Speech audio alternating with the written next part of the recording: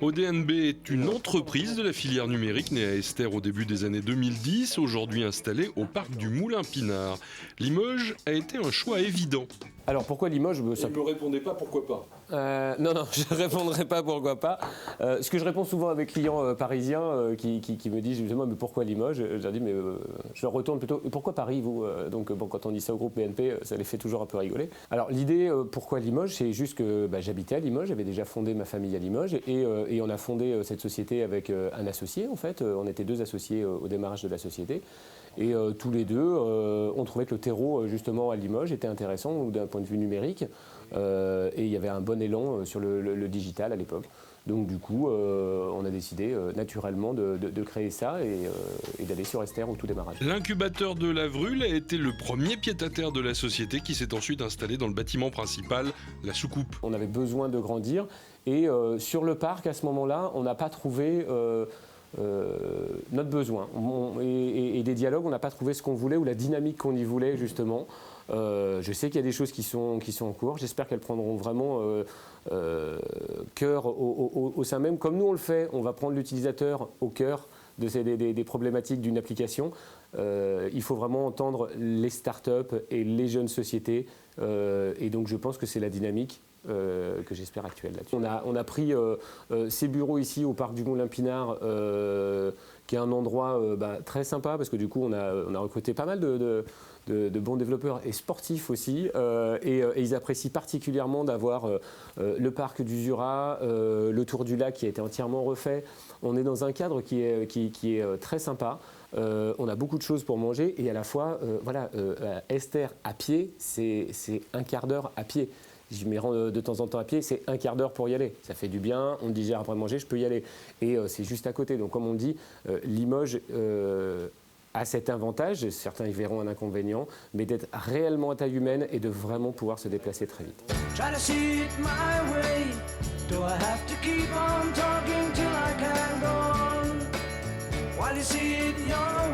Le cœur de métier d'ODNB, c'est la conception d'outils digitaux pour les entreprises. Quand on parle de la conception, il y a tous les métiers qui sont à l'intérieur. On a une agence intégrée puisqu'on travaille de l'idée jusqu'à la mise en production, en passant par la conception technique, visuelle et ergonomique. Et après, derrière, toute la partie développement informatique, puis ensuite installation chez le client, maintenance et évolution du service. Je représente le client au sein de notre entreprise et à l'inverse aussi, je représente notre entreprise au sein pour le client. Ah oui, c'est un peu schizophrène quand même comme métier. C'est vrai, mais je vois plutôt ça comme un pont en fait. On a deux îles de chaque côté et moi je dois faire le lien avec les deux. Et du coup la communication doit aller dans les deux sens. Et cette communication-là, elle est du départ du projet jusqu'à la livraison ? Exactement. Product owner, donc c'est littéralement le détenteur du produit, c'est parce que c'est moi qui suis responsable du produit. Donc s'il y a quelque chose qui se passe mal, au final, ça sera parce que quelque part j'aurais peut-être mal fait mon travail. L'entreprise depuis Limoges s'adresse aussi bien aux clients nationaux qu'aux locaux. On peut compter dans nos clients depuis maintenant plus de 6 ans le groupe AXA, avec lequel on a développé plusieurs grandes plateformes de formation avec eux, des outils vraiment innovants et sur mesure qu'on a réalisés avec leurs services.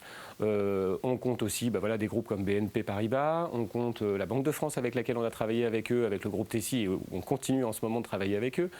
Mais oui, tout un tissu local aussi de start-up, comme Liche Technologies avec leurs produits Topo, comme justement Icalogic avec lesquels on a fait un oscilloscope connecté, et d'autres PME locales avec lesquelles on est en train de mener des beaux projets.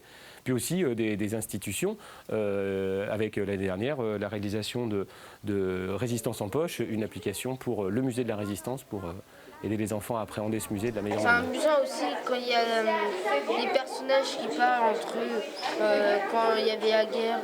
C'est ludique. Ouais. Là, vous développez un service pour un métier que vous ne connaissez absolument pas, ce sont les travaux publics. Oui. Donc à chaque fois, un service, une application, une découverte de métier. Exactement. C'est assez rigolo, ça se passe le à plus quel intéressant, moment cette découverte ?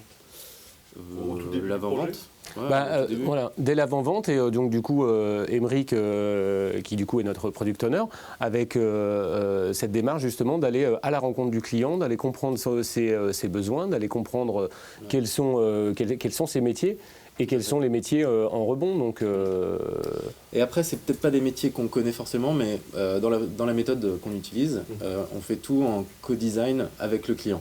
Donc les éléments qu'on n'a pas, il nous les apporte et inversement. Ce qu'il ne connaît pas, nous on lui donne. Principalement le développement d'applications. L'environnement économique, la présence d'écoles d'ingénieurs, d'informatique et d'événements constitue un écosystème à entretenir. Alors, il y avait, je vais dire personnellement, hein, comme je l'ai vu moi à l'époque, il y avait quelque chose qui m'a vraiment, que j'ai adoré, c'était le WIF, le Web Design International Festival. J'ai participé bien avant, en tant que vieux tonton des internets, j'ai même participé au marathon de l'internet qui avait lieu à la BFM. Franchement, voilà, il y avait un gros élan et cet événement donnait une résonance nationale pour moi qui était aussi dans beaucoup de salons à l'international et je voyais justement des personnes qui disaient « Ah, Limoges, le WIF !»